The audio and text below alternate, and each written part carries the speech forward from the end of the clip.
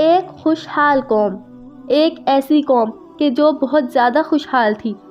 ہر طرح کی نعمت کی فراوانی اس قوم کو عطا کی گئی تھی۔ پاکیزہ ہوا تھی اس قوم کے پاس، اور ہوا کی پاکیزگی کا یہ عالم تھا کہ اگر کسی دوسری بستی کا بندہ اس قوم کی بستی میں آتا تو اگر اس کے سر میں جوئیں ہوتی تو وہ بھی مر جایا کرتی تھی، یعنی لوگوں کی بیماریاں دور ہو جایا کرتی تھی اس بستی کی ہوا سے۔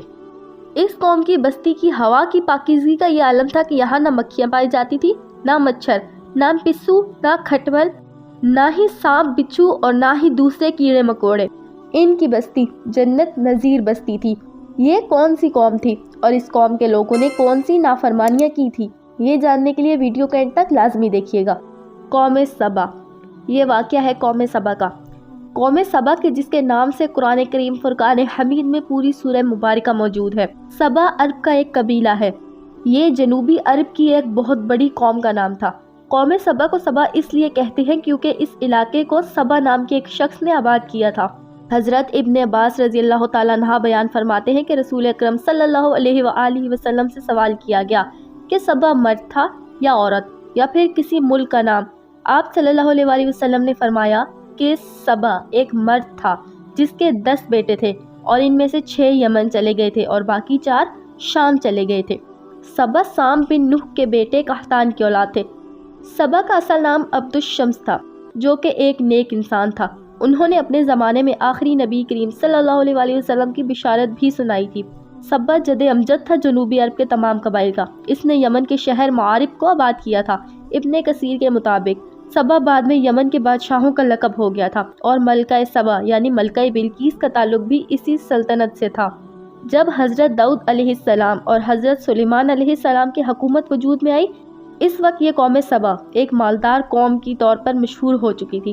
پہل یہ قوم سورج کی پرستش کیا کرتے تھے، لیکن ملکہ بلقیس کی حکومت کے وقت حضرت سلیمان علیہ السلام کی دعوت پر قوم سبا کے لوگ ایمان لے آئے اور انہوں نے شرک اور شمس پرستی ترک کر دی۔ ابن کثیر کے مطابق قوم سبا کے علاقے میں ایک شہر تھا جس کا نام معارب تھا۔ یہ شہر درمیان میں تھا اور اس کے ارد گرد بلک نامی 2 پہاڑ تھے۔ جب بارش آتی تو بارش کا پانی پہاڑوں سے آنے کی وجہ سے یہ شہر ہمیشہ سیلاب کی زد میں رہتے تھے۔ اب اس مسئلے کا حل اس شہر کے بادشاہوں اور ملکہ بلقیس نے دونوں پہاڑوں کے درمیان بند قائم کر کے نکالا۔ اس بند نے سیلاب کو روکا اور پانی کا عمدہ ذخیرہ بنا دیا۔ بند سے پانی نکلنے کے لیے اوپر نیچے 3 دروازے بنائے گئے۔ اس بند کے نیچے ایک بڑا تالاب بھی تھا اور اس تالاب سے 12 نہریں نکال کر شہر کے مختلف جگہوں میں تقسیم کر دی گئی۔ دونوں پہاڑوں کے اوپر کناروں پر باغات بنائے گئے تھے جس میں ہر طرح کے درخت اور ان درختوں پر ہر قسم کے بے تحاشا پھل لگتے تھے۔ پھل اتنے بکثرت پیدا ہوتے تھے کہ کہتے ہیں کہ ایک عورت اگر ٹوکری سر پر رکھ کر باغ سے گزرتی تو گزرتے گزرتے ہی اس کی ٹوکری پھلوں سے بھر جایا کرتی تھی۔ ہر قسم کے پھلوں اور پھولوں کی مہک سے یہ پورا علاقہ معطر ہوا کرتا تھا۔ ہوا کے چلنے سے پہلے سے ہی مہکا ہوا علاقہ مزید مہکنے لگتا اور لوگ خوبصورت ہوا سے سرشار ہونے لگتے۔ یہ وہ قوم تھی جن پر بے تحاشا راحتیں اور بے تحاشا فراوانیاں کی گئی تھی۔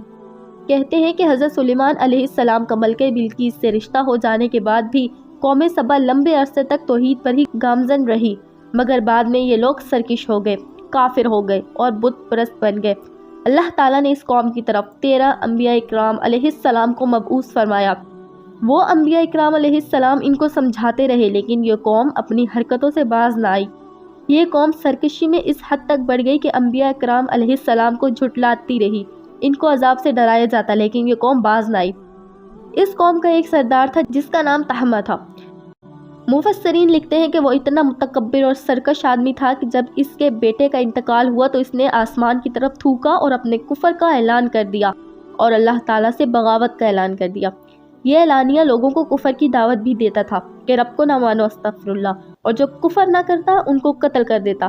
اب جب انبیاء اکرام علیہ السلام انہیں سمجھاتے تو وہ گستاخی کر کے کہتا، آپ اپنے اللہ سے کہہ دیجئے ہماری نعمتوں کو چھین سکتا ہے تو چھین کر بتا دے، اپنا عذاب بھیج سکتا ہے تو بھیج کر بتائے، ہم اب تمہارے رب کو نہیں مانتے۔ اللہ اکبر۔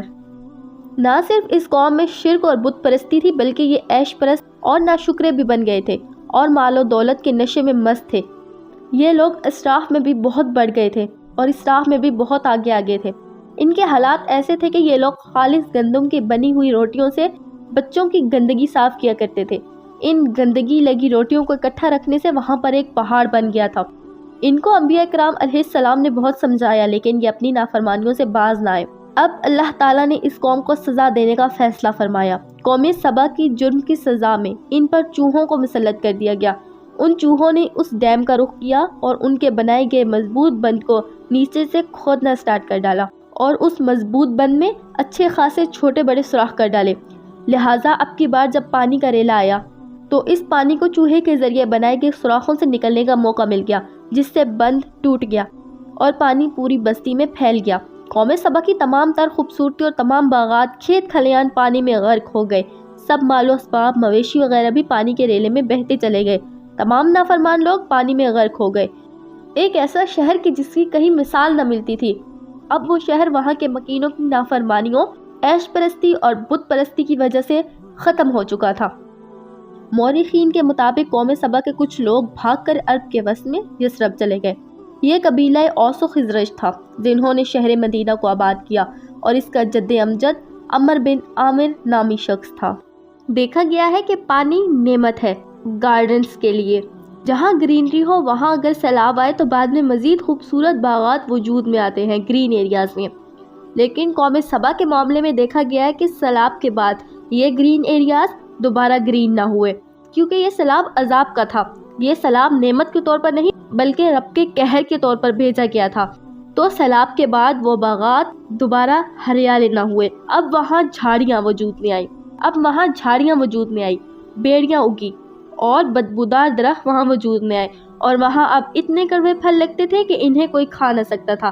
اور پہلے نعمتوں کی مثالیں قوم سبا سے ملتی تھی، سیلاب کے بعد اب وہاں سے تباہی کی مثالیں ملنے لگی۔